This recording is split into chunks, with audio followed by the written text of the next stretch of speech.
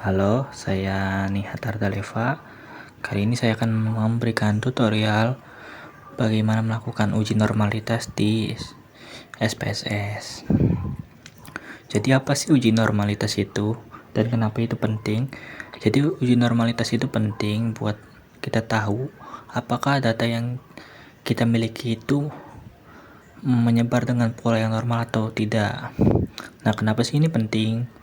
Karena banyak analisis statistik kayak regresi dan lain-lain itu butuh data yang normal biar hasilnya tuh akurat. Nah, sekarang kita bisa ke langkah selanjutnya itu untuk melakukan uji normalitas. Hal yang pertama yang perlu diperhatikan itu kita harus punya atau kita sudah buat namanya variable creation. Nah, variable creation ini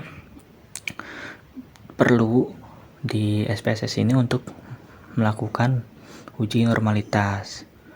Nah, kalau kita udah ada variable creation, kita bisa klik menu analyze di atas, lalu ke deskriptif statistik, lalu ke frekuensi. Nah, setelah ini kan kita pindahkan variable creationnya itu ke kolom sebelah kanan. Kebetulan saya ada 4 variabel, jadi kita pindahkan semua ke sisi sebelah kanan.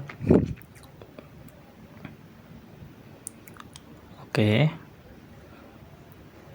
Nah, kalau udah kita pindahin semua ke sisi sebelah kanan, kita klik tombol statistik lebih dulu, lalu centang di bagian skewness dan juga kurtosis. Nah, setelah itu kita klik continue dan klik OK. Nah, nanti data normalitasnya bakal muncul kayak gini.